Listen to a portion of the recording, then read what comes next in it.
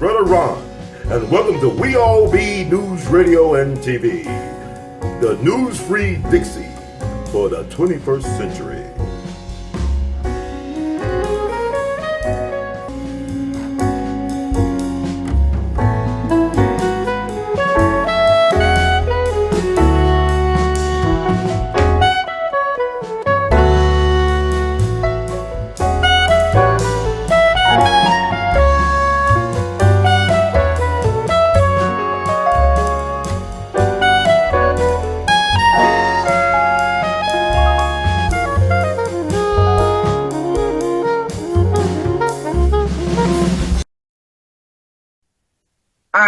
Now this is crazy. Okay, run it. Person.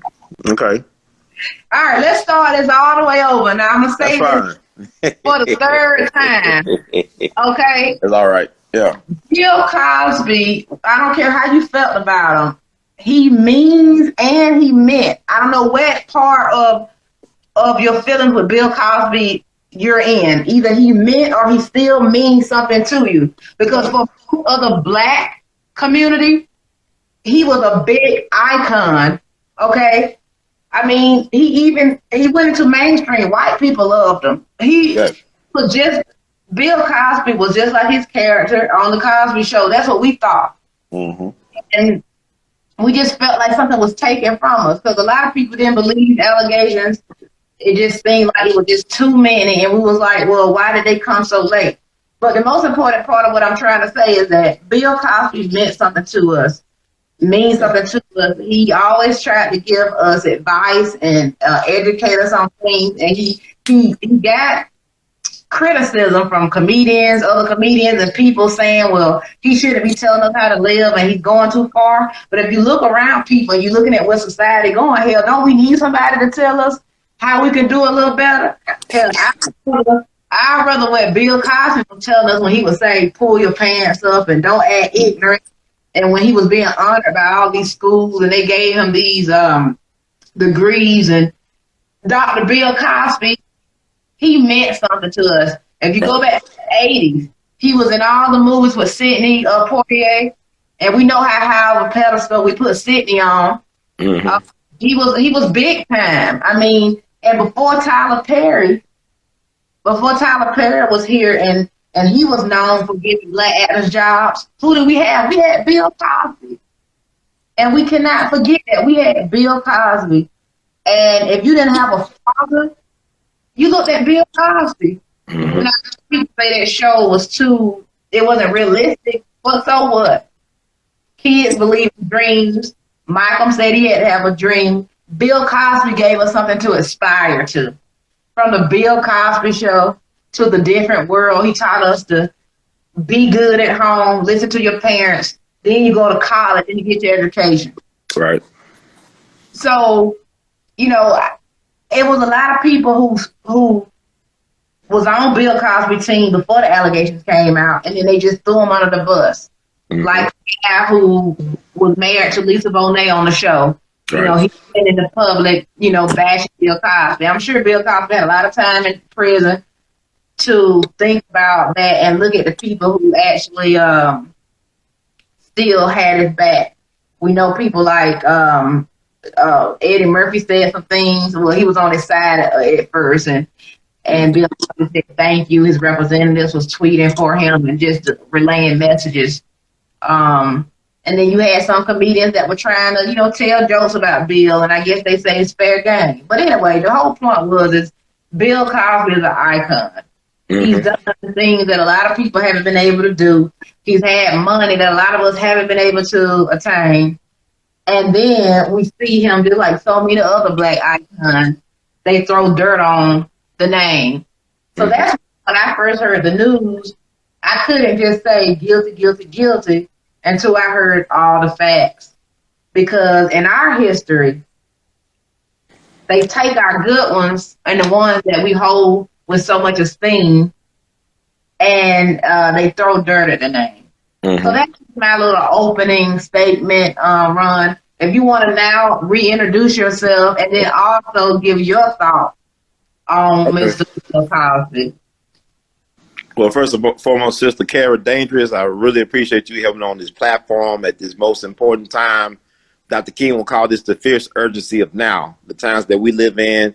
Black America, you know, we either can live together as brothers and sisters or perish together as fools. The choice is ours. So I'm Brother Ron, also known as R2C2H2, the Artivist. My YouTube channel is We All Be TV. We're known for getting cursed out by Dick Gregory and interviewing Judge Joe Brown and Dr. Randy Shorts, and also taking back the narrative, putting our own spin on our narrative. Because if you don't tell your story, you'll never get any glory. If you don't tell your stories, you won't, neither you or your ancestors will get their glory. So I'm the founder of We All Be TV, or We All Be News, and also I'm the founder of the We All Be Group Incorporated, which is a nonprofit 501c3 where we do cultural preservation and awareness and taking control of our Black narrative and enriching people with our people of knowledge of self. So that's very important. And so, I mean, I'm in Memphis right now. I'm right across the street where they shot Dr. King in the face. This is where I live. Also, this is the epicenter of the Memphis Race Massacre, 1866, which was started by police brutality. All major riots and massacres in this country were not started by Black people, but police misconduct or some type of form of police brutality. So I'm right across the street from that, you know, it led to the pillaging and burning of Black churches and schools. Our Black schools and churches have never been protected in this country. You know, June 15th was June 17th, rather, was the 6-year anniversary of the Mother Emanuel shooting in Charleston, South Carolina, right? So also we got, you know, the Memphis Race Massacre's entry, it led to Congress passing what is now known as the Reconstruction Act. And that led to a 10-year Black excellence prosperity in this country that was shortchanged by the Great Compromise of 1876. Whatever what the Republicans say, we want to keep the White House and we'll let the Democrats run the country. We'll rescind the troops from the South, thus ending Reconstruction. So Black folks, we never had a snowball chance in hell when it comes to this just us system.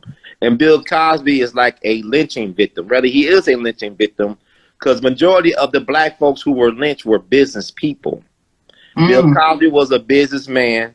He was an entrepreneur. He was a man of the people. He invested in his people and their institutions.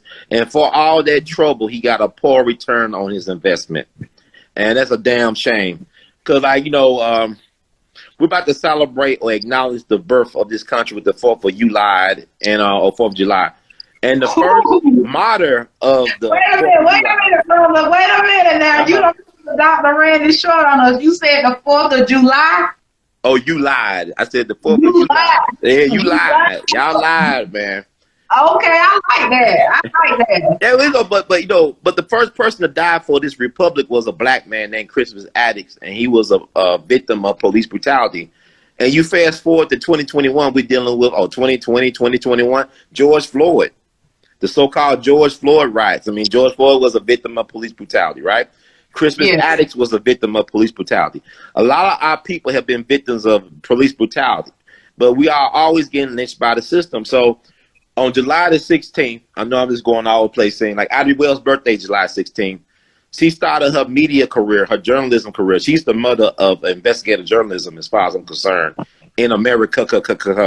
She started her thing on Beale Street. She had a newspaper office on Beale Street. And they ran her out the South for telling the truth about the real nature of lynchings and whatnot. Because what happened, we're going to unveil her statue on her birthday on Beale Street near where she had a newspaper office. You got to think about it. Ivy Wells was born into slavery. Yet, by the time she's a young woman, she's owning her own newspaper office, let alone she's a journalist, which is rare. She's a Black and a woman on her own newspaper or media organization. And I want people to understand this. Every great Black giant or activist or whatever we had knew that they had to control their story by some type of means. All our great ones, great so-called Black leaders, had access to a media organization. They started their own media organization, whether it be Frederick Douglass with the North Star. You got the Freedom Journal. You got David Walker's The Appeal. You got Malcolm X with Muhammad Speaks. You got Marcus Garvey with the Negro World. All our great Black ones knew they had to control their media, to control their story, to control their narrative, to get a certain perspective out there, to counter the BS official story, which is always the official lie. You know, so she did that. And why I bring her up because the reason why she started telling the truth about lynchings was because one of her best friends, Thomas Moss, who's a very prosperous business owner, he owned a grocery business called the People's Grocery Store, what is now known as South Memphis. He was a victim of white supremacy and racism, victim of a targeted lynching. Him and his business associates, Calvin McDowell and William Henry Stewart. I don't know why I know these people's names, but That's good, right? it happened on March the 9th, 1892. It's called the People's Grocery Lynchings, or the lynching at the curb. And the only reason why they was lynched because they were successful grocery men. They had a successful grocery business that was in direct competition with the white business owner across the street. What the white man did, because they not only got clientele from the black community, but they got clientele from people of all colors and races and creeds. And Thomas Moss was a mailman. Back then, to be a postal worker was to be like a high elite job in the black community because you controlled the mail. It was a very prominent job. So Thomas Moss was a postmaster somewhat, and also he was a leader of the black community in Memphis. And Ivy Wells was the godmother to his daughter. And so what happened was one night they got into a shootout with this white mob that tried to destroy their business. So you had black men who were armed. They stood up for themselves. They exercised their right to exist. They exercised their manhood. And unfortunately for them, they shot into the crowd, not realizing that some of the lynch mob people were police officers. So black folks, this is where our downfall is. We believe in law more than they do. We believe in their constitution more than they do. So that's the problem. So they turn themselves in. Oh man, these people try to blow up our business and shoot us and kill us, but they were cops. So they, even though they're in the lynch mob, we're going to turn ourselves into the mob, right? So they got kidnapped from the jail, right? And they got took into Uptown, what is now known as North Memphis by the railroad tracks. And you had the white newspapers. Some of these newspaper organizations still exist to this day. So this is what I'm telling you. You had the newspaper guys witnessing an illegal act. They're reporting on it. They're not trying to intercede and stop the white folks from killing these innocent black men. So all of them were lynched, horribly disfigured one by one. Thomas Moss was the last person. He pleaded for his life. He said, look, I got a child on the way. I have a young family. Can you please let me live? They said, no, we got to kill you. You know what? So he said, you know, they asked me, he had any last words. He said, yeah, tell my people to go west because they cannot get any justice here. So they just went on lynch and disfigure him horribly beyond recognition like his other friends, all because they was a successful black businessman. And I'm making this point to say that most of the black victims of lynchings were successful business people and landowners. They weren't criminals and thugs and degenerates. They were the elites of black society. So Ivy Wells was heartbroken, needless to say. She printed his last words in her newspaper, The Free Speech and Headlight. She encouraged black folks to leave Memphis, and black folks left Memphis by the thousands. About 6,000 black people left Memphis. They went west, and a lot of them ended up settling in Oklahoma Indian Territory in Black Wall Street. One of the founders of Black Wall Street, O.W. Gurley, he was a grocer himself. And guess what was the name of his grocery store? What? The People's Grocery Store. So I don't know if there's a movement, because there's so many stories that there's, like when we talk about Black Wall Street, we don't talk about the whole truth of it. There's too many narratives for it to be an official narrative on what really went down and what does it mean. Because like I told you, they had the first grocery store in Tulsa and Greenwood, and Black Wall Street or Negro Wall Street was the People's Grocery Store. So I don't know if there was a movement behind, like there was a secret society. I don't know what they were doing with these People's Grocery Stores. It was a franchise. What was really going on with that movement? Because O.G. Gurley is from Pine Bluff, Arkansas, which is not that far from Memphis. It's close, you know, it's not that far away from Memphis. I don't know what it is about the People's Grocery Store, but I'm saying all this to say in a roundabout way, getting back to Bill Cosby. Because Bill Cosby was an entrepreneur. He was a successful businessman. He wanted to buy his own network. And people say that's an urban legend. That's not an urban legend. They got New York Times articles from like October 29th, 1992. They talk about how he tried to buy NBC from General Electric. Okay, yeah, so let's get to the bottom of this NBC thing, because some people say it's a myth. Some people like, oh, here y'all. That's real. It happened. Y'all hoteps with y'all theories. It's real. Okay, that's real. So Bill Cosby really did want to buy NBC. He tried to. He had a group organized in 92. He tried to do it in 2011. He tried to do it several times. And they kept on telling him no, but he was insistent on trying to buy this. And they said enough was enough. Even in 2014, he still was trying to do some network business. Like Bill Cosby was we call it irrelevant and burnt out. He was still a hot commodity even after the first accusations came out. In 2014, he had a multi-million-dollar deal with Netflix. He had a sold-out comedy tour. This man was on top of the world. He was thinking about doing a sitcom comeback. Oh, he sure still was trying to buy a network. Yes, he was working with Ron from A Different World on that, I believe. Okay, there you go. So I'm saying he was still trying to do it. This is after he lost his son under questionable circumstances on the 405 in L.A. They probably killed him because he trying to buy the network, back then. And I'm going to tell you something. What they do, they don't only kill you and target you, they kill your legacies. Like you look at Kobe Bryant, they didn't just kill Kobe Bryant, they killed his daughter who was going to be his basketball legacy. So that's why it was a hit. Well, you can't prove it. Okay. See, now you messing some folks up by saying Kobe Bryant stuff was They murdered him. He was murdered. And you know what's crazy? With the conspiracy theory, there was a cartoon that showed him dying in a helicopter. Now, it was known that he flew helicopters, but it just coincidental. It's like the Simpsons effect. How do they know what's happening? Like, what's going to happen? They are part of, it's a thing called Operation Mockingbird. Look up Operation Mockingbird, where it's U.S. intelligence controls the media. A lot of these people that create these shows got U.S. intelligence backgrounds. If you look at 60 Minutes, their top media consultants are CIA. It was a dude that was a top journalist at 60 Minutes. I ain't gonna never forget this. This happened maybe several years ago. He was killed in this horrific car accident. But he was working on a very major story at the time of his death. He probably was killed. It's like the guy named Michael Hastings, the journalist.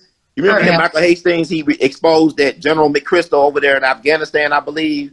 And the next thing you know, he driving high speed down a LA street and he explodes. And he killed the man's car. It just went at high speed and he exploded. Now, Dick Gregory said Michael Hastings. Yeah, was an American journalist, author, contributing editor to Rolling Stone and reporter to BuzzFeed. Right. Yeah, he did amazing. Yeah. In an ambush. Okay, so since he said that he done dropped a bomb on y'all, he said Kobe Bryant was actually murdered. And allegedly. I'm saying allegedly. If something happened to me and Ron, I just want y'all to know we did this for the people, baby. Yeah, ain't gonna nothing happen. Dick Gregory learned when somebody give you a secret, you don't make it a secret no more. That's how you protect yourself. Because what's the point of killing you? I give you all the information. For y'all people who may not know who Ron is, he's one of those guys who interviewed Dick Gregory, and Dick Gregory kept cursing at him. Like, what you mean? Shut your mouth, boy. Like, great interview, Ron. I took it for the team because really he was frustrated at the people because we can get into that, the sacrifices he made. He lost his best friends before they turned 40. Like Medgar Evers was the guy that got him in. I visited Arlington Cemetery before I left. Medgar's birthday is coming up July the 2nd. More people know about Meg the Stallion than they do about Medgar Evers. And he was more important to the culture. No disrespect to Meg the Mayor. I mean Meg the Stallion. Yeah, no disrespect. But you know what? One other thing I get sick of doing in this generation. Before we get in somebody's ass, we gotta say, they're not a bad person. I just want to kick your ass. I don't want to tell you why I like you and then dish you. This whole be safe, don't talk about nobody, everybody's sensitive. I saw a bunch of anchors, I'm not going to say which station, they wanted to discuss something somebody said, but they had to lick the person's ass first to the point where the things that you criticizing them on, it's like it don't even matter because you had to kiss their ass first. You got to tell them, no, you think something's wrong with you, you're not doing it right, we're going to start back going like that and just get glad. We got to balance it out now. Let's take no prisoners time because, like I said, what Dr. King says, the fierce urgency of now. But Michael Hastings allegedly was killed by a drone, allegedly. But he exposed some higher ups in the military industry complex like McChrystal, cost him his job. And that cost him his life, Michael Hastings. And he actually lost his first wife overseas. She was a journalist, got killed in action. A lot of it's dangerous to be a journalist, whether you're on the front lines or even in your bedroom. It is dangerous to be a journalist right now and a truth teller. It's always been like that. It's always been dangerous for me. I've been telling the truth since 1980 something. Right. I used to go to school and fight for this stuff. So it's in some people just to fight. You just born with it, you know, or you get into it. And then some people they turn into coons, or they put their nuts between their legs and they walk. And fortunately enough, I didn't come from people that, well, not everybody doesn't do that, but most of the people that I've been close with, they stand for something. I just want to hit that Kobe Bryant real quick. Okay.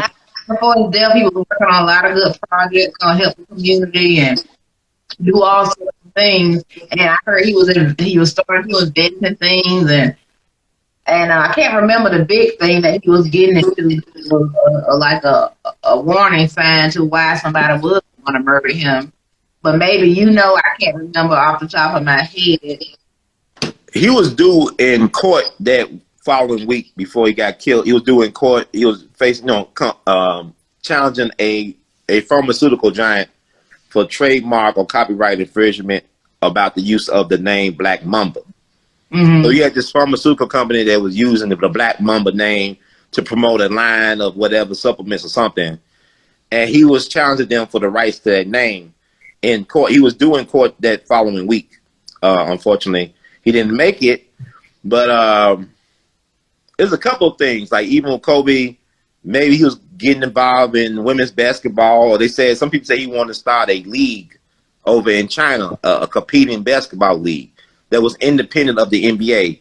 He had his hands in a lot of different baskets. You know what I'm saying? Like one of his business partners in his venture capitalism firm, I believe, was on the same board of directors as Jeffrey Epstein.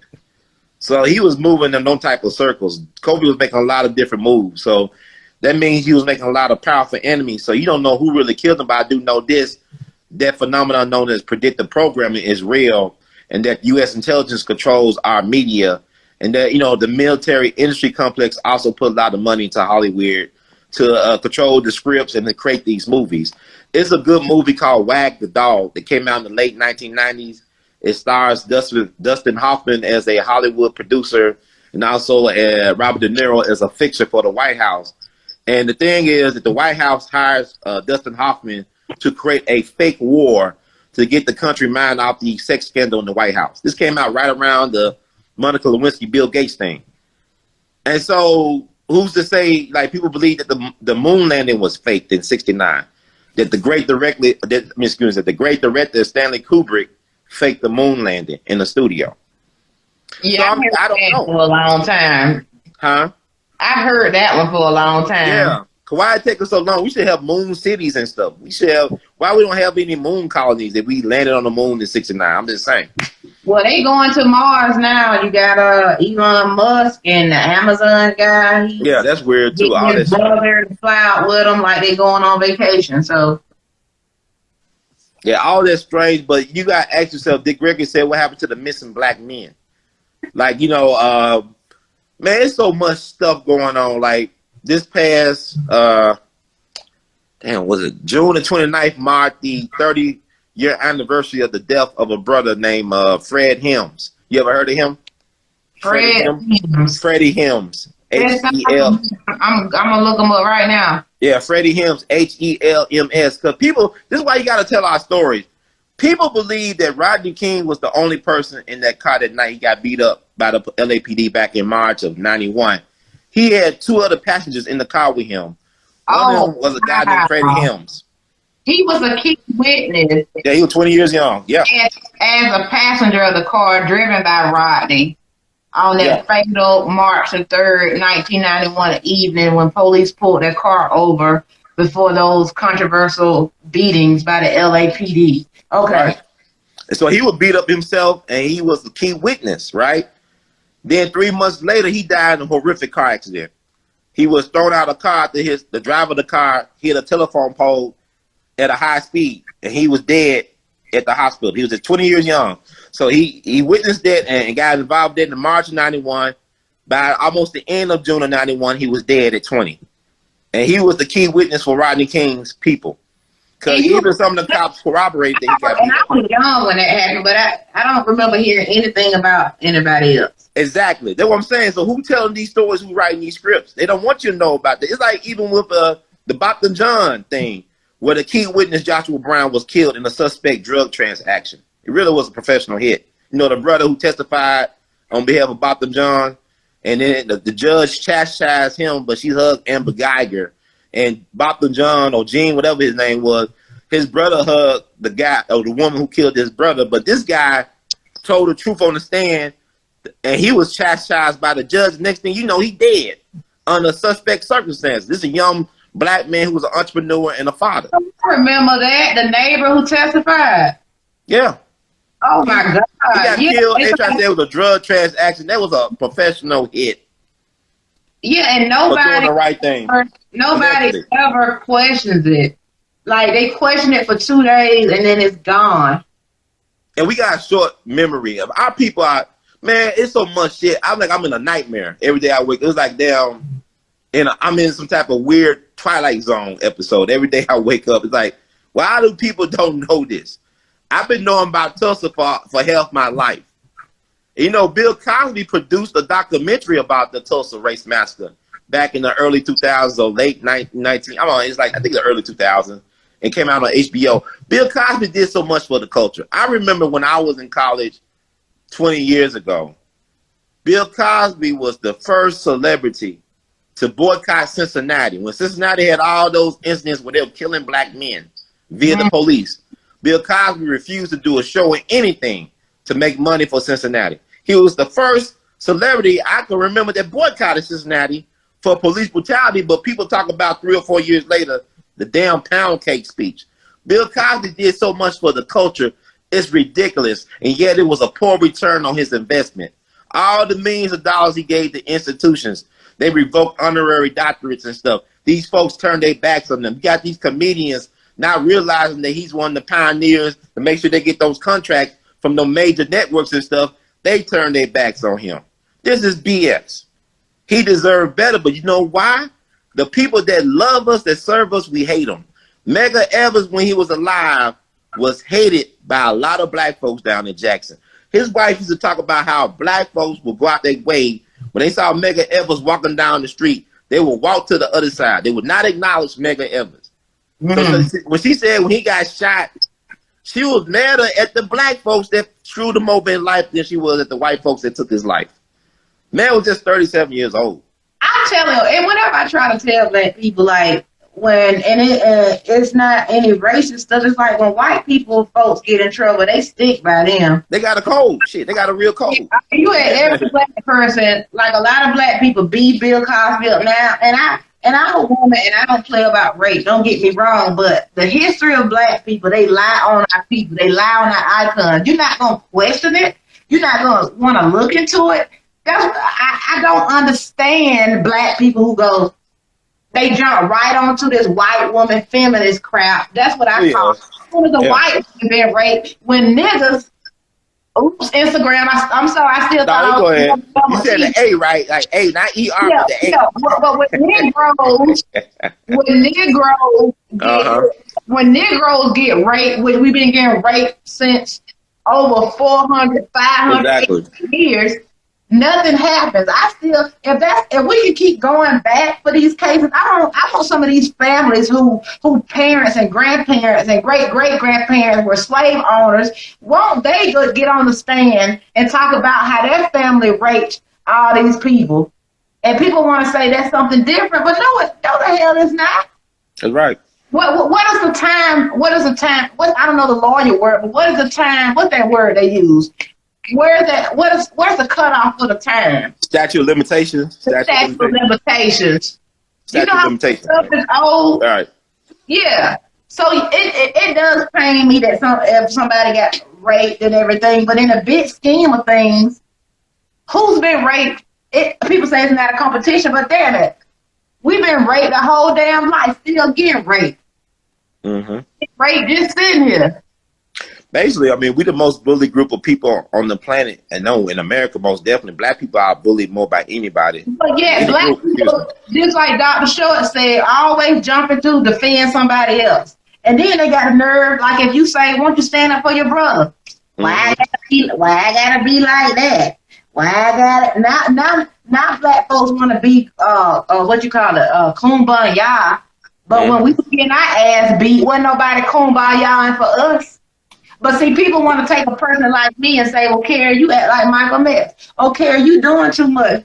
No, I ain't doing enough. Because you know what? People who talk like me back then, they got lynched. They got beat. They got told, hey, step in this hot boiling water till your skin is held off while you still alive. Yep. They got their family separated. You don't even know who we are. Like, yeah, we done made us a life being African Americans and whatnot, and not even African Americans, but black people. ADOS. Some of us was already here. That's true. They done took everything away from us, and yet y'all think I'm not gonna question these allegations on Bill Cosby? You can kiss my ass. Got people talking about, well, me too, and I can't. He ain't the same person as the TV show. But what's that white director sleeping with? Had a little girl, Asian daughter that he adopted. Woody Allen. And then now he gonna marry her. Like, how inappropriate is that? Elvis sleeping with young girls, but yet they can listen to the music. The Father from Seventh Heaven doing perverted things on children, not even grown adults, children. Right. And they never took Seven Heavens off TV. People want to say, well, it's not apple and oranges. Well, what the hell is it? Because y'all Negroes love singing Kumbaya when it got something to do with us. But y'all don't care about nobody else standing in our corner. I really get sick of black people being ignorant and stupid. Hell, I'm about to the next Bill Cosby. Y'all can get pissed at me. Shit. I mean, I hear you. You saying a lot of truth right there. Righteous anger. And I'm not even angry, man, because when you've been woke since woke been woke, hell, I was woke before they even made the turn. Hell, I was born woke. God already put this on me. And R.I.P. Shout out to Paul Mooney and his family, because we ain't got another one like him. Shout out to Lunell, because she said she was going to step up. But we losing truth. We losing people who tell the truth. Paul Mooney, he told Joseph he was out there giving us the truth. And y'all can start throwing them hearts back up there, because I'm still preaching. Throw me some hearts back up there in that line, boy. Yeah, you showing up preaching. This shit real. They throwing everything at us to kill us. Go ahead, Ron. Go ahead, man. I'm just going. No, I'm listening. I'm taking it in because we can't ever tell the truth. We always got something to think about. Oh, you can't tell the truth because you won't get a job. Oh, you can't tell the truth because you're gonna get beat by the police. Oh, you can't tell the truth because you won't have none. Well, shit. I mean, truth telling is a revolutionary act in a time of deceit. I think George Orwell or somebody said it doesn't make a difference, but to tell the truth, you pay a price. There's a tax on everything. There's no such thing as a free meal, a free lunch, or anything free. There's a tax. A lot of times there's a hidden tax. And the thing about it is alienation. Like, you are alienated. It's a lonely existence to be a truth teller because people can't handle the truth. Like Jack Nicholson said in A Few Good Men, that's the truth. You can't tell the truth. Yeah. But you got to heighten contradictions. The way you teach critical thinking, that you heighten the contradictions. Like, there's a lot of things that's kind of weird. There's a lot of things that's weird. How can we all be free when a lot of us are not? We're not allowed to be ourselves. To be yourself is a dangerous act because it's to practice truth. To be oneself is to be honest and authentic and to be truthful. But we're living in a time of great deceit. And our people, I don't know what it's going to take. There has not really been an improvement. We're going ass backwards because we got to get on code as a group as well as individuals. And we really don't know what that means. We say it sounds nice to be on code, but white folks know what it means. It means self-preservation, putting your people first before anybody else, taking care of your home before you take care of anybody else's home, cleaning up and straightening up your home before you can do that for anybody else. Black folks have been trained to put everybody else first before ourselves. You know what I'm saying? That's why we're losing. People out here making black women and black men more divided That's by design, yeah. by pushing a stupid narrative. Yeah, we got to work on women and we got to work on men, but not to the point of tearing us apart. Okay? So everybody got to wake up. And I want to tell you this too, because it's been on my mind. A savior and freedom does not come for free. Yeah. Okay? Okay. Even God said you got to believe in his son. I don't know what religion you are, but every religion got at least one thing you definitely got to go by. Nothing's for free. Okay? And our freedom is not for free. It never has been and never will be. Hell, you ain't even free now. You just living in a semi-comfortable jail cell. Right. You're right. You're right. You can't even tell somebody who think they a horse. You can't even say, ma'am, you're not a horse. You a woman. That's right. You won't get in trouble for saying that today. You think that Yeah. if you can't say what's real, you think that's freedom? I mean, I'm so sick of it. I'm sick of scary ass people. If we want right, we can't keep depending on people winking at us and smiling. You got voices. Those of us who are in have legal careers, they got to fight. They call the lobbyists who fight on our behalf that we don't even know about. I don't care what kind of job you do. You can stand up. You know those moments at work when they trying to gang up on another black individual. Right. Sometimes step up. I mean, I know we all got our own job to look for, and we worried about that a lot. But sometimes just do something different. Yeah. Do something different. Freedom ain't gonna be free. Like you gotta if y'all worried about life and death, you already failing. You gotta find something in this life that you willing to die for. If you ain't found a fight in you, you ain't living. That's true.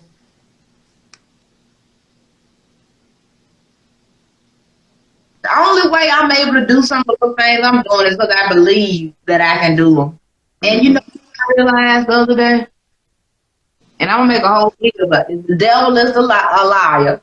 Okay. And God is real. Now, when I say the devil is a liar, you heard that a million times. And I heard it the other day. It was like the first time I heard it.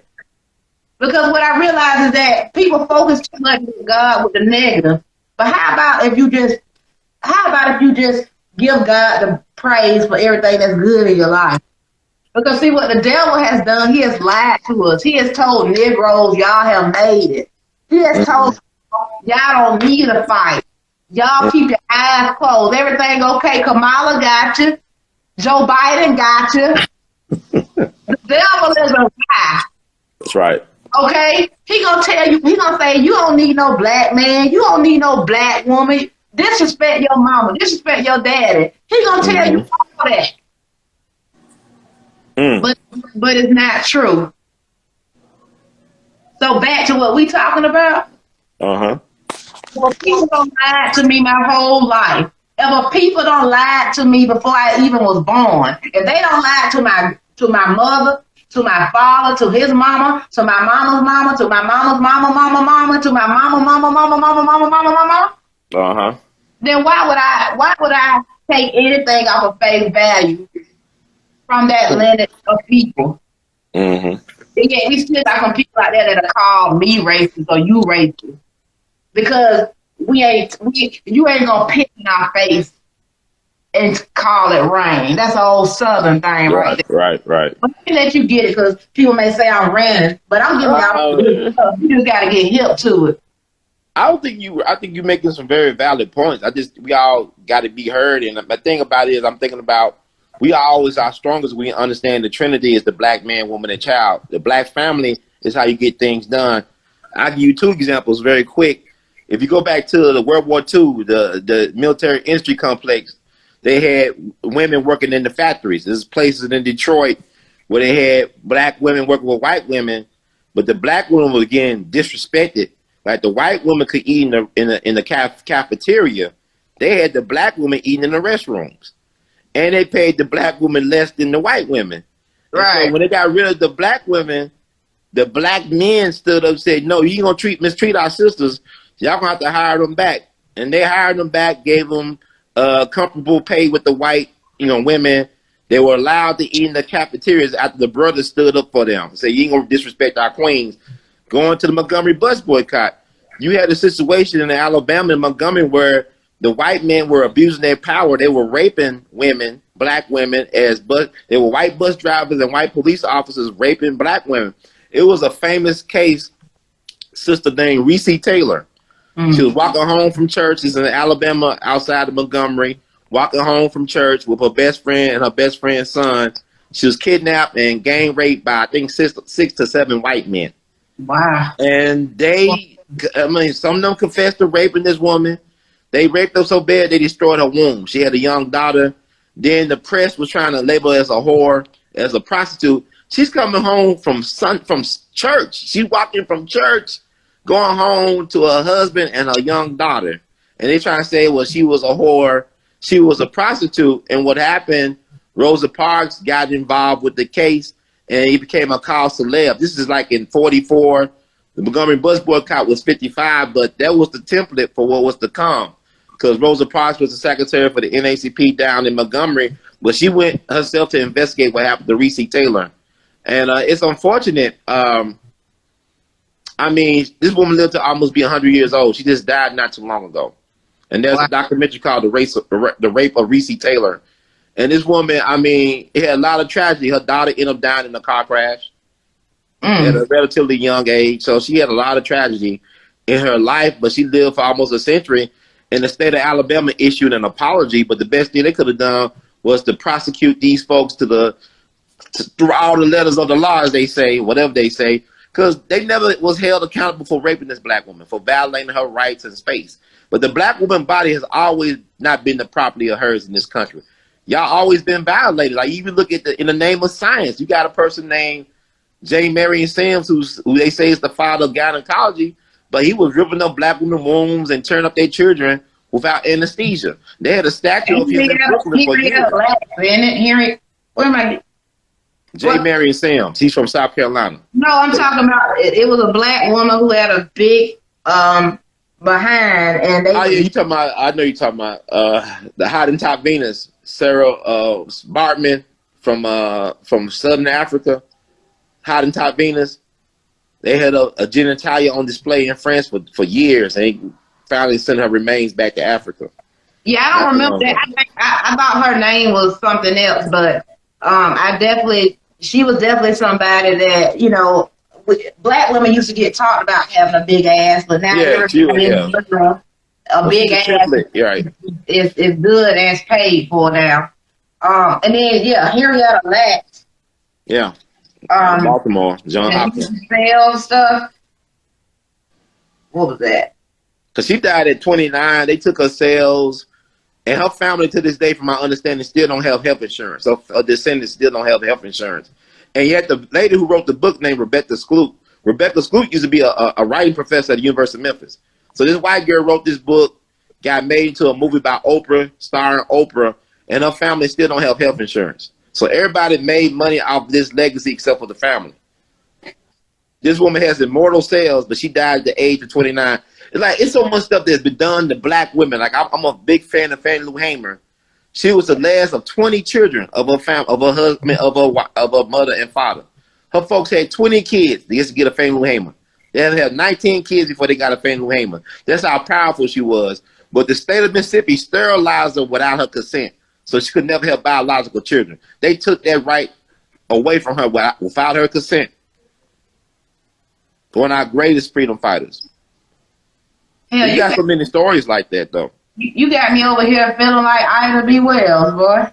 Oh, yeah, okay, you might be Ida B. That's my Black History dream girl. If I could bring her back, I would bring her back, and a handful of them sisters. I feel so embarrassed that I haven't read more into her, but after talking about her, I'm definitely going to start, digging more into her life. Yeah, she wrote diary. She got the Memphis diary she did that was edited by my friends, Dr. Mary DeCosta Willis, who just passed away recently. She was actually a participant in the Montgomery bus boycott, if I'm not. But I'm talking about the woman who edited her diary. So she got works, her autobiography. There's a lot of stuff in her own words. You go on to the Gutenberg project and look at some of her lynching, we call that. She wrote those pamphlets, lynching pamphlets back in the day. I mean, she was ahead of her time. Addie Wells was an amazing woman. Addie Wells-Barnett. She was. And you know what? For the people who just joined us, you done missed a lot. And we got a lot more to talk about. First of all, we talked about Bill Cosby, which we're not done. Also, Brian's death actually being a murder. Well, did you say a murder? Oh, yeah, he was killed. But the thing about that, I'm going to see about Kobe, right? Kobe was into the occult. He was like, look at some of his stuff, the dark arts. I ain't scared. Look, America is built on occult energy. I'm going to give you a quick example. This guy, you ever heard of this guy named Jack Parsons? Yes. You know, he's the father of the American space program. But what they do not talk about, it was that he was into the dark arts. Even when he was a kid, he was trying to open up, like, portals and wormholes and summon demons and shit. And then when he got older, he would go out into the California desert to have orgies, have these large-scale orgies to try to summon demons. And he was trying to do the Rosemary baby, the Antichrist found a woman to have an Antichrist baby with. But he was close friends with L. Ron Hubbard, the father of Scientology, one of the most prolific science fiction writers of the 20th century. So it would be easy for him to create a religion, right? Also, there's your naval intelligence. And that's, you know, shit, you got Charles Manson say he was CIA. That's another story altogether. It's interesting. But Jack Parsons got killed under suspect circumstances on June the 17th, 1952. He also was a disciple of Aleister Crowley. You familiar with Aleister Crowley? Yes, yes. You know, he believed in sex magic. So that was like Jack Parsons was doing. He was doing sex magic. It was like using sex to manifest things. So they actually was using sex. KKK, correct? Huh? The Crowley guy was a big KKK member, right? Now, he was out of England. They claim that Barbara Bush, George W. Bush's mom, is a love child of Aleister Crowley. If you look at Barbara Bush, a picture of her, because her mom went over to Europe and she got into a relationship with Aleister Crowley. And so people say that Barbara Bush, this the mother of George W. Bush and the wife of George H.W. Bush, that she was the love child of Aleister Crowley. That's the rumor. Child. So that stuff is deep. I mean, that stuff is deep. But Jack Parsons he got killed in an explosion in his garage, allegedly mixing chemicals. But by that time, he made a lot of powerful enemies. He was just 38 years young when he got killed, somewhere around that age. But y'all should look up Jack Parsons. And also, you got Laurel Canyon. Are you familiar with Laurel Canyon out of L.A.? No. A lot of the groups like Jim Morrison of the Doors, he's from Laurel Canyon, Frank Zappa. Okay. So this thing was like, you talking about predictive programming, like you talking about how the culture knew that Kobe was going to die in a plane crash. They have places like this around the country where it's an incubator for certain type of talents to be used to manipulate and control the masses. I got to talk about Dick Gregory on this because, you know, documentary's coming out on Showtime July the 4th. I saw the documentary at Tribeca. It was good, but it's so much stuff that Dick Gregory is crazy. But Dick Gregory... Wait. What are you saying? What movie's coming out? It's coming out on the 4th of July on Showtime. The one and only Dick Gregory, a documentary about the life of Dick Gregory, but it's just under 2 hours. But it's really, the people that never heard of Dick Gregory, when you see that documentary, you're going to say, how the hell did one person did all this that they say he did? Because there's so much stuff they left out, man. This man is just amazing. That's why I didn't mind getting cursed out by him. Because it was respect. He was like a drill sergeant. He knew he had to prepare certain people for what was coming because he knew his ass was going to check out of here when it was really getting good. He always say, get your popcorn ready because playtime is over. Recess is over. This shit is over. This is done. It's a wrap. It's over. But okay, so give us what you want to tell us about that. Well, I want to talk about Yoko Ono and John Lennon. John Lennon, the founder of the Beatles, right? John Lennon called Dick Gregory to Europe to cure him to detox him from drugs. Dick Gregory went to a cave. They had a cave mansion. They had a mansion that was in a cave. It was like, you know, these are weird, you know, rock and roll type of people. So they summoned Dick Gregory. Dick Gregory detoxed Yoko Ono and John Lennon. John Lennon was inspired to write the song Imagine because Dick Gregory gave him a prayer book that inspired him to write that song. Dick Gregory got him off of drugs for good. That was Yoko Ono told him that after you came and saved us, we was off of drugs for good. There is a Jet magazine cover with Dick Gregory with Yoko Ono and John Lennon during that time period. John Lennon told Dick Gregory that, look, we was created, the Beatles, to get young American youth hooked on drugs. Wow. Listen to their songs. Lucy in the Sky with Diamonds is LSD. Hey Jude is about heroin. Y'all think it's just about, it's catchy songs. Now, these songs were created to get the American youth hooked on drugs. The LSD was created by the American government. All this stuff was created by our government to undermine the American population. You gotta think about the year that the Beatles made their debut in America was 64. What happened in 1963? At the end, towards the end, can you recall what happened? There was a major game-changing event in America, in the world. What happened on November 22nd, 1963? November 22nd, 1953. And Kara pretends to think about what does she think that day meant. Okay, well, JFK got shot. Oh, my boy JFK. Okay, yeah. And so they was coming out with the Warren Commission because a lot of people didn't believe that Lee Harvey Oswald acted alone. They believed it was a conspiracy. Right. So what they did, they brought the Beatles over here, allegedly, to start getting the folks hooked on drugs and the music. And the Beatles, from my understanding, was a product of this institute over in England called the Tavistock Institute. Y'all should look that up because that was the birthplace of what we know as the MK Ultra program, the Manchurian Candidates, the Monarch program, MK Ultra sex kittens. This stuff is really deep. So John Lennon confessed to Dick Gregory we was used to hook young people on drugs. But John Lennon got involved in the anti-war movement. The government attacked John Lennon, and then they assassinated, allegedly, John Lennon. They said it was Mark David Chapman, but I'm going to tell you something. The head detective on the case said this was the perfect crime. They said this dude waited for us like he was waiting for us to come arrest him. Mark David Chapman, if he did actually kill John Lennon, could have got away with it easily. But he waited for them. And like the detective says, like he was under a trance. See, the doorman at the Dakota, where John Lennon lived, was a Cuban national who was a CIA assassin. You look all that up. So probably the doorman actually killed John Lennon allegedly, and Mark David Chapman was a patsy. But he was controlled. He was on the MK Ultra control. Because like people try to figure out, he was from Hawaii. How could this dude afford to stay at these this 5-star hotels around the world? He was like traveling around the world with no means of support. He was an asset. He was a patsy, allegedly. So I want people to understand, like Jimi Hendrix. This is Black Music Month. I just be overwhelmed with shit. But anyway, I don't mean to curse. But Jimi Hendrix manager, right? Because people think that Jimi Hendrix died. He choked out. They murdered Jimi Hendrix. His manager was Mike Jeffrey. Mike Jeffrey was British intelligence. Mike Jeffrey was over his estate. Mike Jeffries allegedly died in an airplane crash back in the 70s, but they never recovered his body. Of course they didn't. But you know what, Jimi Hendrix, people don't understand, Jimi Hendrix was a big supporter financially of the Black Panther Party. He put a lot of money into the Black Panther Party. And he was getting too political towards the end. So they knocked him off.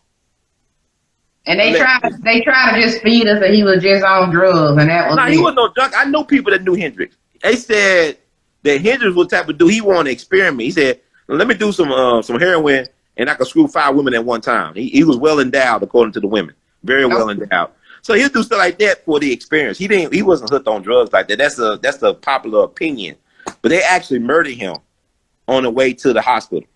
And now he had a girl that was there at the time, his girlfriend allegedly, and she allegedly committed suicide not too long ago, supposedly. I don't know. I'm just doing all these allegedly, but the stuff is deep. Now like, you just think like Dick Gregory, right? Getting back to Dick Gregory, I'll let you. Dick Gregory was targeted by J. Edgar Hoover. J. Edgar Hoover wanted his Chicago officers to use the Chicago mob to eliminate Dick Gregory. This man's a comedian. What's the threat? This had come out in newspapers. People said it's conspiracy. Yeah, it's conspiracy, because they actually were conspiring to kill Dick Gregory. This before Fred Hampton. Dick Gregory ran for the mayor of Chicago. Mayor Daley, Gangster Daley, saw Dick Gregory as a threat. He ran for president of the United States back in '68. He allegedly got 9 million votes from Pennsylvania, and they took him back. This came out in the Wall Street Journal. This ain't, people don't, this didn't exist. I said, Bill Cosby did try to buy NBC. I met one of his partners, Ed Weinberger, who helped create the Cosby Show. I met him at Dick Gregory's funeral. Yeah, they were trying to buy a network. Y'all don't think this is urban legend. This is not the reality. That's what I want to get back to, because you said Kobe Bryant was murdered. Can't prove it. Wait, what's going on? Huh? What you laughing about? He can't prove this shit. It's like, you remember Training Day when Alonzo Harris, Denzel Kera, ain't what you know is what you can prove. You can't prove this shit, but it happened. It happened. It was people at the scene that said that they saw the airplane blow up and not hit anything. So yeah, they blew it up. And like it was kids and other people, and they just kind of quiet that part of the story. Like with Michael Hastings, the journalist, they say he crashed and burned. Now Dick said it was a drone. Dick Gregory said it was a laser that killed Michael Jackson. I'm gonna tell y'all something. Y'all, there's something. We want guns. Guns ain't the problem. It's psychopaths that's the problem. The guns ain't the problem. You can kill people with a plastic fork. You can fire to somebody's face and kill them allegedly. I don't know, but I'm saying they had heart attack guns. Look up heart attack guns. They had this out since the late 40s and 50s. They were using sound waves to kill people back then. You can kill somebody with an icicle and it melts. Where's the murder weapon? I'm just saying, people stop with this gun bullshit. No, you're right. That's another distraction, really. Huh? That's just another distraction, really. It's very much a distraction. It's bullshit. I don't mean, I'm gonna stop. I'm gonna use better language. Yeah. So when we go back to Bill Cosby, why was he released? How was he released? Because the charges just didn't stand? There was no charges because you had to make up bullshit gossiping in your window. You had to use so-called character witness to have any evidence. He was never convicted of rape.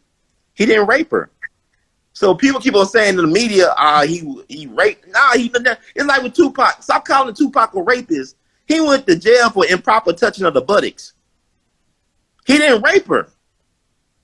But people run with that stuff because, it's something about black masculinity. If you a black man who loves pussy, you in trouble. Whoa, now you hitting on something. Yeah, it's about if Bill Cosby loved Jell-O pudding pops more than he loved kitty cat, he would not be in this situation because there was no proof. Oh, he raped me at Selma. He raped you at Selma. Okay, where's the evidence though? When that kid not Emmett Till, he was raping me behind that grocery store.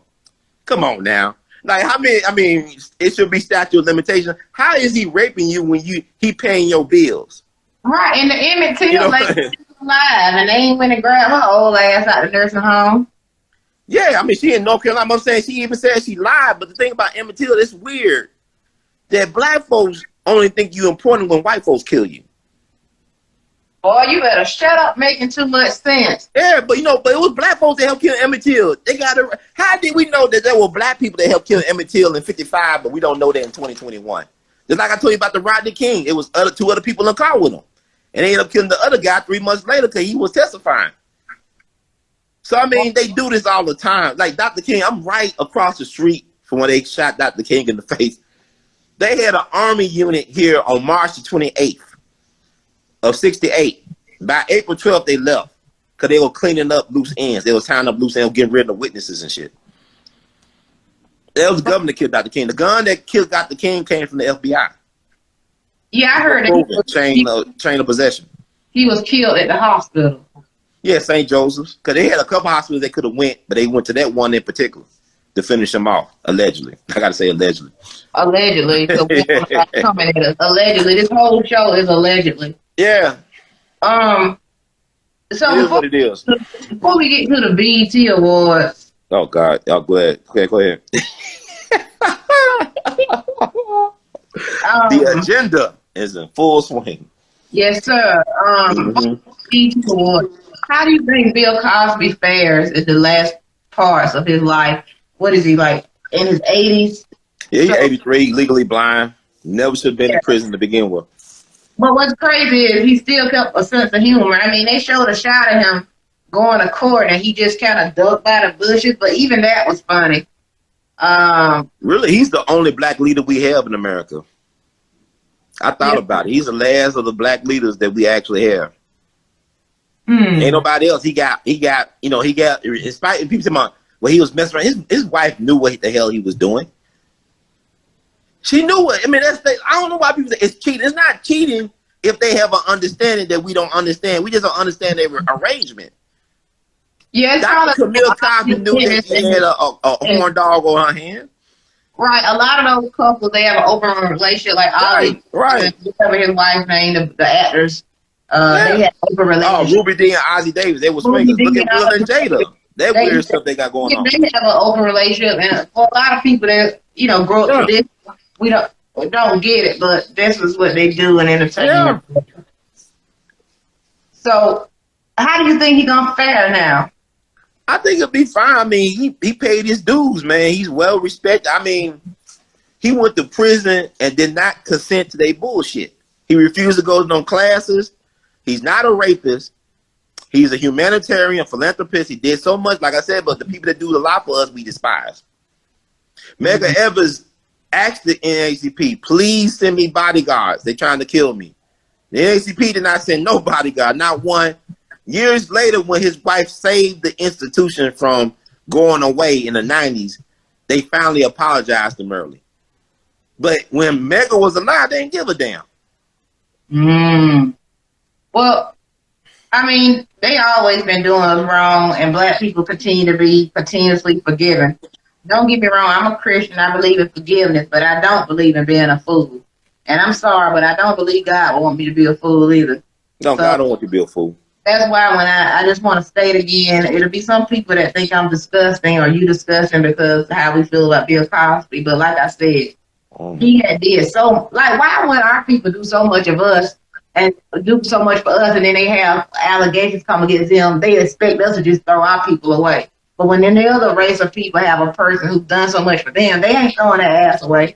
Well, think about this. Think about why do black people still want to live with white folks? If I told you about Tulsa, you ever been to Tulsa? No, I haven't been. Yeah, I went to Tulsa at the beginning of May, this past May. You know, the anniversary was at the end of May. But my thing is, why are you living around monsters like that? They will do that. They burn down our churches. They killed 4 little girls in a church. They burn down our churches and schools. They rape our women. They rape our men and children. Why are you so happy to be around these people? This is not about hate. This is about self-preservation. What other group or species of animal does this now? And they're not strong mentally, because now the world is teaching everybody it's okay to be anything you want. It's okay to do whatever. There's no order. Bullshit. No, without order, things fail. Yeah. So, Ron, let's hit up the BT Awards. I'm only going on because I know at some point they try to knock us off of here. I want to make sure all this is going to be good. Okay. You got to record it. Talk on Never Level TV on the Roku and Fire TV, smart TVs. So download that, guys. For the Ron's going to be a guest. You can check him out on his YouTube channel. Go ahead and say your YouTube channel while we have. All Be TV. One word. We All Be TV all together. We All Be TV. He got a huge following over there. So Ron, BET Awards, they really bother you. Why did they bother you this year? Well, it don't really bother me. It just proves that they are pushing this agenda to depopulate black people. Like you pushing this. I don't have no problem with people's lifestyle, but when you pushing your lifestyle when it's really a death style, like the death of generations of potential black creativity, of black geniuses, of black families. You can do what you want to do individually, but we don't all got to see your bedroom politics for the world to on display. That should be your personal. I don't want to know what my mailman is a crackhead. As long as I get my mail on time, I'm not worried about what he's doing his off hours. I'm not, because if you follow me around 24/7, you're going to be disappointed. It is what it is. I'm a human being. I do fucked up shit. It's like somebody said, it's an honor to talk to you. I just got to wipe my ass and using the toilet. I'm a human like you. I mean, I guess it's an honor to talk to you. Right. I got my ass and pick my nose like everybody else. Okay. I'm just a person. But it's not about me. It's about the message. And they understand the power of messaging certain things to our young people. Because it's a death style. Because think about the rappers that have been getting killed over the last several years. I mean, I'm a big Tupac fan. Tupac would have been 50 on June the 16th. But think about how all these rappers up in Chicago, the drill rap scene. You look at Dallas, what happened in Dallas and Atlanta and L.A. Why are they killing rappers? Because you know why? Because rappers were the revolutionaries. See, Fred Hampton would have been like NBA Youngboy today. Oh, Bunchy Carter would have been Tupac today. They turned our revolutionaries into rappers now. See, we off message. We ain't got that many. We ain't got that many revolutionaries, and the people that really speaking, they ain't letting them get the mainstream. Oh yeah, but I'm saying, but once you like, look at NBA YoungBoy, the dude just 21, right? Think about the time he wasted in prison, and by the time they use him up, he gonna figure this shit out if he live long enough. He's like, dang, but he ain't gonna have the same type of, you know what I'm saying, following. Mm-hmm. Or he might, I don't know, because it's different now, because you got rappers now that can rap like the Rolling Stones. Jay-Z in his 50s, he can still get a crowd and other people like that. So, I mean, it's a different game now than it was even 10, 20 years ago for rappers and stuff. But I'm saying our revolutionaries, like Stokely Carmichael and H. Rap Brown, they would have been entertainers today. And really, the entertainers got it twisted because Dick Gregory and them knew their place back in the day. They was there to raise awareness and raise money for the real leaders of the movement. Mm. Now, Dick became a leader of the movement when he gave up that lifestyle. He sacrificed that lifestyle to meet Medgar Evers. And my thing, I'm just fascinated by Medgar Evers because there's not too many speeches of Medgar Evers talking, but he had these guys on a spell. Like Dick Gregory just had to follow Medgar Evers, even to death. He wanted to die with Medgar Evers in Mississippi. Lena Horne, she was mesmerized by, this beautiful black woman. She was mesmerized by Medgar. Oh, Medgar, I'll do anything for you. How the hell he get over these people? And I had a chance to meet his brother a couple of times. He died last year. I think they spread his ashes over Medgar's grave. He was just his brother's keeper, Charles Evers. Man, he just had pictures everywhere of Medgar's in the radio station. There's all these pictures of his brother. Because he came back to Mississippi to avenge his brother's death. Charles Evers was a gangster. And it was like he was a cool gangster though, because he was a gangster for the people. He was like a pimp and number runner up in Chicago. He was a World War II veteran like his brother. He was a college graduate like his brother. They both went to Alcorn State. Well, Eric McNair went, Steve McNair. But he was running numbers and running women up in Chicago when his brother got killed down in Jackson. And he came back on a Delta airline flight with all type of rifles and guns. That man came on an airplane. You can't imagine in post 9/11 somebody doing it, but that man came on an airplane with his rifles and guns, waiting to kill the first white person that disrespected him, but ended up staying to take his brother's place as the field secretary of the NAACP, did a lot of political accomplishments in Mississippi, and I think he became like the first black mayor of an integrated town since Reconstruction in Mississippi back in '69. But yet the NAACP did him the greatest disservice when they did all these press releases on John Lewis and the great Reverend C.T. Vivian.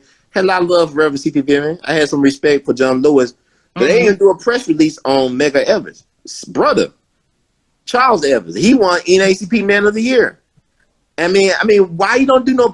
That's so disrespectful how you do the Evers family. Like I said, the people that love us, who serve and even give their lives for us, we don't respect. We don't respect them.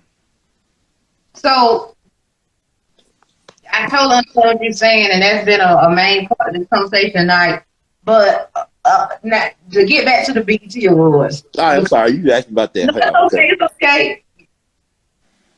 How do we make black gay people feel accepted, or maybe don't feel like it's everybody's job or comfortable, but also at the same time express the importance of continuing the black family? Because I don't care what sexuality you are, it won't be nobody without the man and the woman procreating. Now, I don't know what science have built up and waiting on them. I know they be making wombs now and all type of stuff. The same Frankenstein bullshit.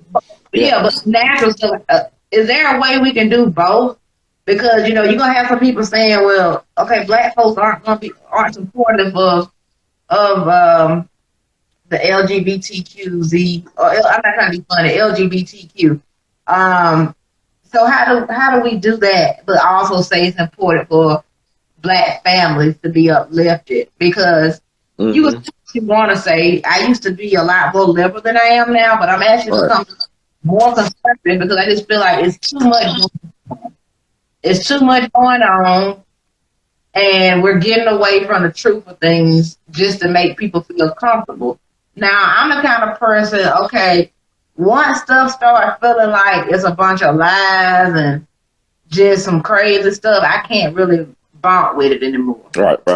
may sound like I'm talking in code, but I'm not. It's just that things just don't got too far. We telling people it's left when it's right. It's red, and I just can't deal with it. So what else? So I don't know. What's your answer to that? Well, you know, I would say this: it ain't the black people that's a problem; it's the white gay community that's a problem. How they treat gay black people. Okay. You know, I remember Billy Porter going off on black folks and stuff last summer. You know, he was a darling of the Democratic Party during the convention. But if you're gonna talk shit about black people, call out Ed Buck too, who's killing black male prostitutes and experimenting on them with drugs. Woo. He's a serial killer, allegedly, and he's a big donor of the Democratic Party, the same party who created the Ku Klux Klan to terrorize black people. Some of the most racist people on the planet are white, gay, and male. You know, Hitler had a group called the SAs, the brown shirts, that put him in power. He was a homosexual, homicidal maniacs that he was afraid of. He had to get rid of them in the night of the long knives. See, people got to look at their history. So they had a gay Gestapo back in the day, and they got a gay mafia right now. And we're not talking about individual gay people. I'm talking about there's a mob, there's a party with an agenda. I ain't talking about the average gay person. It's like Black Lives Matter ain't for the average black person. You know what I'm saying? There's an agenda. Got people being everything but black first, and at the end of the day, they treat you like a Negro. So that's really what we're trying to say. We're not trying to say like we're not putting down anybody. We just trying to say at the end of the day, you got brown skin. Right, they don't see that first. You start feeling like all these people are your friends out here. Right, you got no friends. We have no friends. They passing laws that aren't for you. Right. Okay. They add in other groups that you think they care about, but they are really only doing it to try to get rights for only a certain part of that group. And I'm really gonna break that down like I really want to, but people, y'all black out here. Like when they talking about they protecting a whole group, they protecting certain people in that group. Right. So y'all better wake up. Well, you know, we never had a problem with gay people look. A lot of our greatest gospel artists and musicians were gay. Now I was listening to Billy Preston today. They call him the fifth Beatle. This man was brilliant. He was the first music act on Saturday Night Live when it had that first show. Billy Preston was a G, man. He was brilliant, but he was gay. Okay. Luther Vandross, allegedly. Okay. Great musician, though. But my thing is, this is Black Music Month, and I would tell people, look at our history, man. Like, I love jazz and all that stuff. If you go back to the earlier part of the 20th century, a lot of the great jazz musicians from New Orleans in particular said the greatest pianist of that era, this is from 1900 to 1920, was a cat named Tony Jackson from New Orleans. Tony Jackson was an amazing piano player. He had a photographic memory. He could memorize songs in any genre, classical, ragtime, blues, spiritual, folk music, all that stuff. But they also said he wrote a lot of songs that white music writers end up taking credit for. Like he might have wrote the whole American songbook, and he get no credit for it. But Tony Jackson was openly gay. He wrote songs about his homosexual lover, like one was called Pretty Baby. There was a popular American song. They actually made a movie called Pretty Baby back in the 70s with Antonio Fargas, the dude, Huggy Bear from Starsky and Hutch played a Tony Jackson-like character, and Brooke Shields starred in the movie as a teenage prostitute down in Storyville, where jazz was created. So Tony Jackson was well respected by, you know, a lot of great musicians like Joey Roy Morton and Sidney Bechet, who loved women. So they had a lot of respect for his talent. But he died young, before he was 40 years old. Depending on your source, he died from either syphilis or pneumonia or something like that. But he was wiped out before he turned 40. But Tony Jackson was openly gay during a time where they were lynching black folks every day or day and a half. And black folks respected Tony Jackson. Y'all can look him up. And one of the points we're trying to get to is we don't like Lil Nas X. I mean, I'm not going to say, like I said earlier, we get sick of having to kiss people's butt and then say why we don't like them. Yeah. I lost followers on my page because I said I didn't like him. I don't like what he's portraying. And it's because, first of all, he's not the first artist to say they're gay, but he's trying to push them up like he is. And And he started off trying to act like he was for a kid. Now he's sliding down the pole. And I know people will say, well, you got other artists like Nicki Minaj and they for the kids, but it just feels different because not only is he doing that, he gonna drop those devil shoes. Yeah. On his Instagram page, he's constantly posting pictures with him as dark angels. Yeah. So he's playing with a lot of stuff. It's like he's highly sexualized. And now he's promoting the devil. And I don't care what religion you come from. We all pretty much look at that devil as the same thing. Whether you think it's a person, negative energy, or what, this guy is into dark things. And all the people I see that's trying to say, oh, no, he meant this video, Montero. Oh, he meant that. And, in the video, he starts off, I don't know if he was an angel or what, but he falls down a stripper pole and go all the way to hell. And then he lapped dance on the devil. I didn't watch the whole video, but people said that he killed the devil, so I'm supposed to be happy. Because he was just trying to tell people, hey, you guys said I was going to hell, so here's me going to hell. Yeah. Go ahead. I'm sorry. I don't know. I ain't got shit to say. I just don't like the kid. I'm just being honest with you. I don't like nothing he about.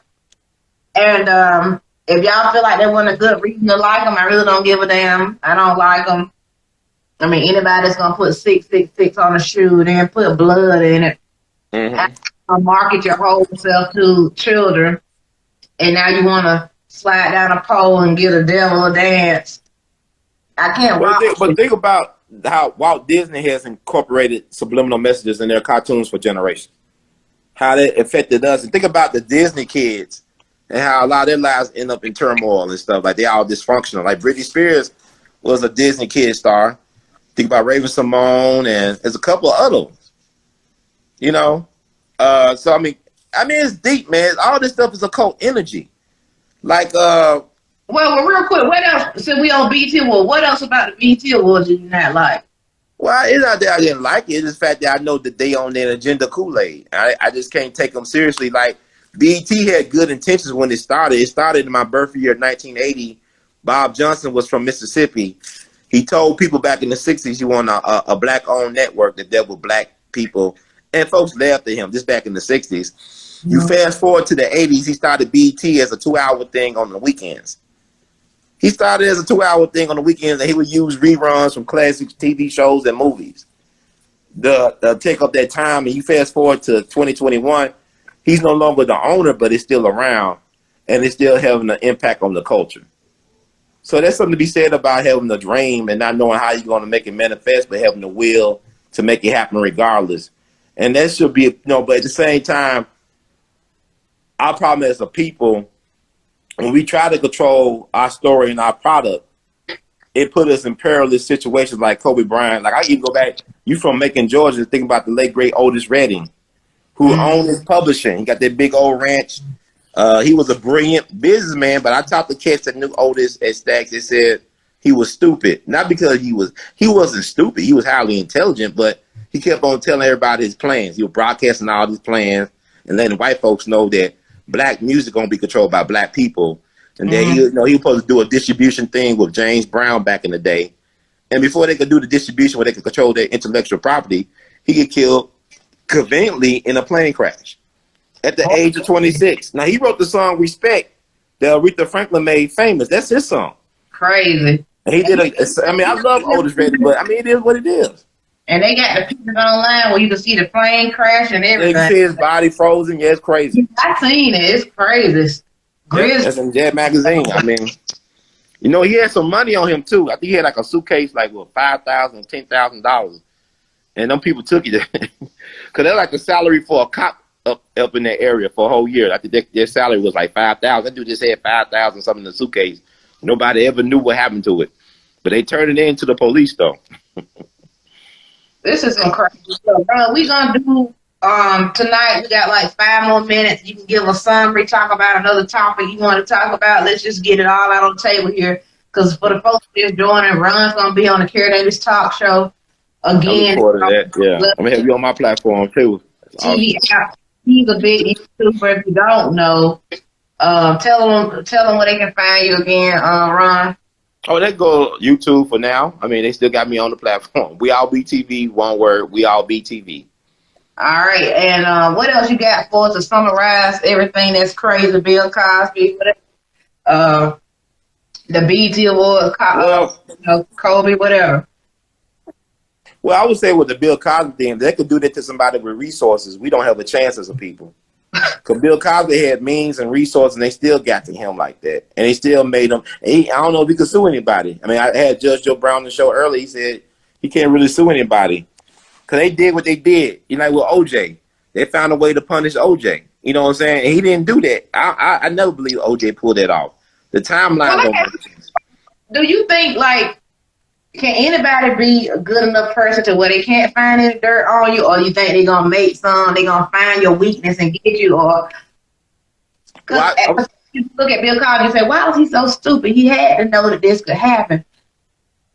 Well, but is the person stupid? Like, I mean, everybody, smart people do stupid stuff all the time. Don't mean you're not smart. It means you're just human.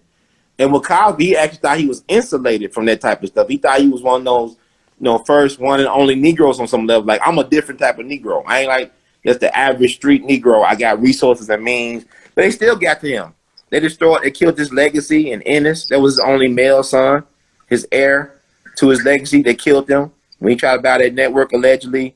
And also what people got to understand, too. I want people to understand this because a lot of us ain't going to get this. Bill Cosby in 2014 was having a lot of success. He had that multi-million-dollar deal with Netflix, had that sold-out comedy tour he was on, trying to do a sitcom, come back on TV. Bill Cosby was on top of it, and he was still trying to buy a network. And here's the thing.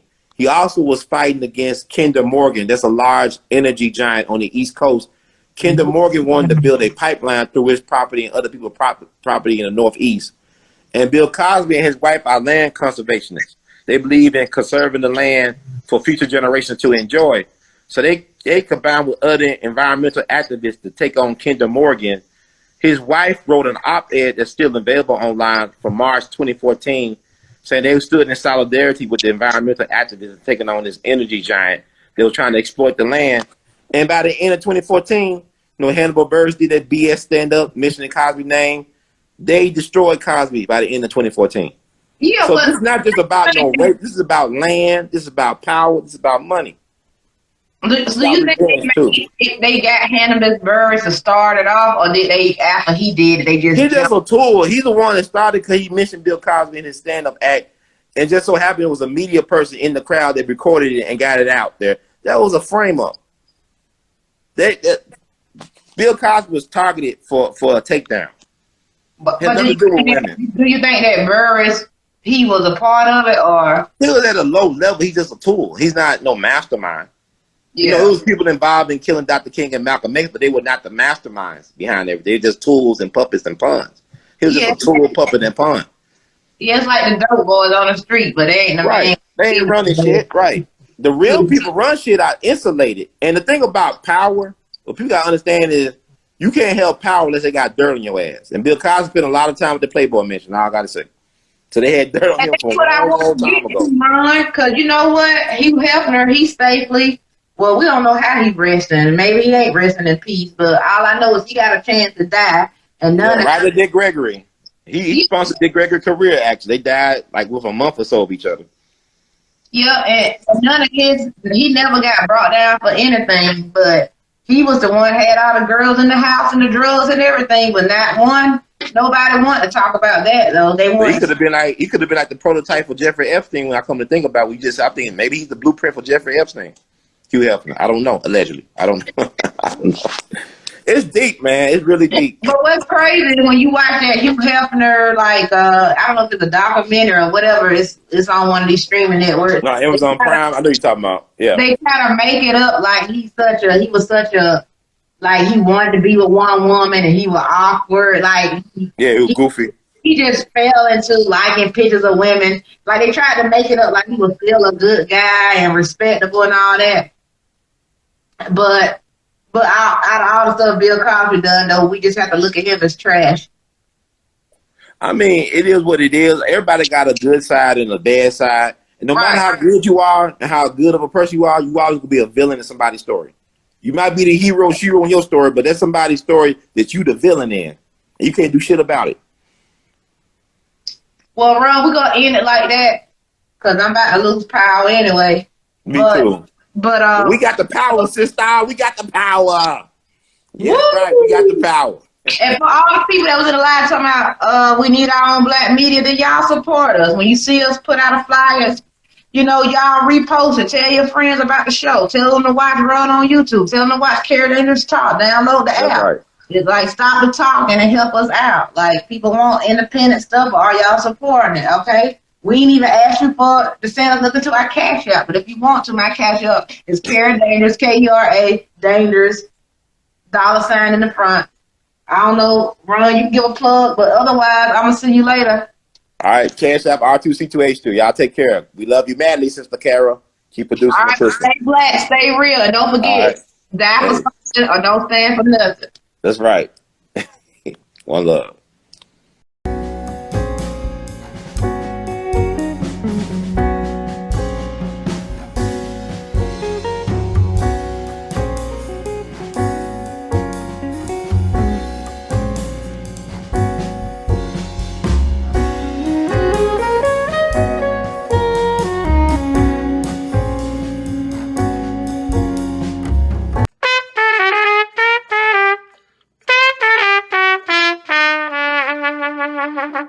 Hey, everybody, this is Brother Ron.